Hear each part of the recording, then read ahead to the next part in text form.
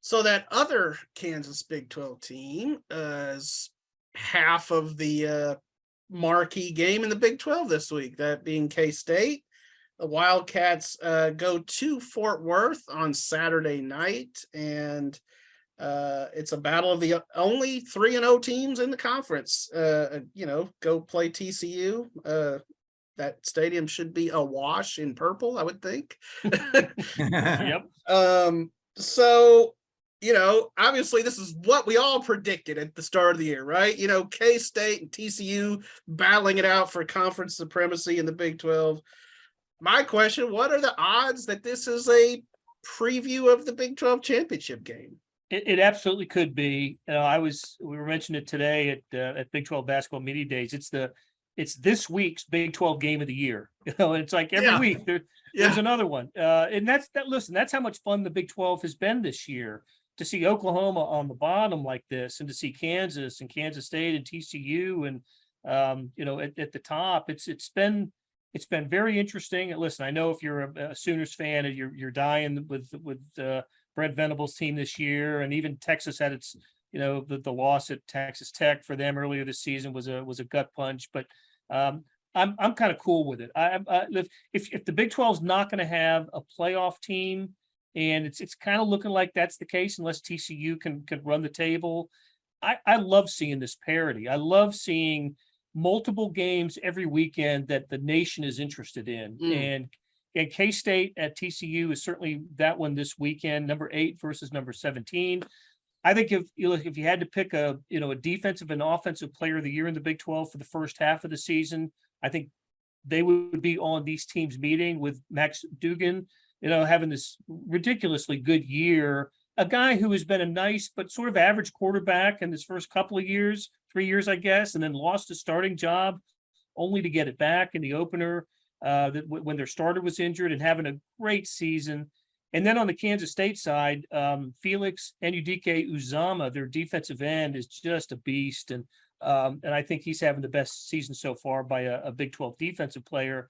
TCU hasn't played a team with his defense as good as K-State, and K-State, hasn't played an offense as good as TCU. So should be a fun game, and K-State will try to control the ball and slow the game down, because that's what K-State does. And I think if it gets into a shootout, it favors TCU. A lower scoring game, lower possession game favors the Wildcats. Johnny? Yeah, I don't think anybody thought either of those teams would be as good as they've been. TCU, you didn't quite know with Sonny Dykes coming in, but you knew they'd probably be better on offense. And they've been great on offense, leading the league 45 points per game. Like Blair mentioned, Max Duggan, just really Big 12 Offensive Player of the Year right now. What about Adrian Martinez? That guy's getting it done too. He is too. I mean, gosh, it's funny, at the start of the year, after Oklahoma State, everybody thought Baylor's schedule was going to be pretty easy at home. Kansas, Kansas State, TCU. That doesn't look easy at all now.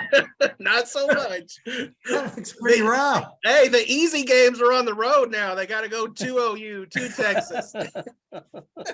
That's right. It's funny how it's changed. You're right about Adrian Martinez. He is, transfer from Nebraska, showed talent there, but was prone to making mistakes, especially late in close games. And it just kind of snowballed on him. And it was the best move for him was to transfer.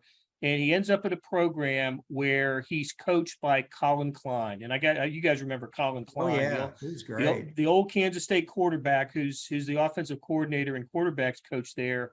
And he's done a wonderful job with Adrian Martinez. Adrian Martinez has not thrown an interception this year. It was 65 or whatever it was yard run, sealed the game, the win at Oklahoma. He has just been big play after big play, and this was the player that Nebraska fans thought they were going to get. Instead, his talent has really surfaced at Kansas State and Wildcats. It's changed the season for the Wildcats. I don't think Colin Klein has still thrown an interception for K-State because all he did was run for 150 yards every game. He did. He was great running quarterback. Yeah, no doubt.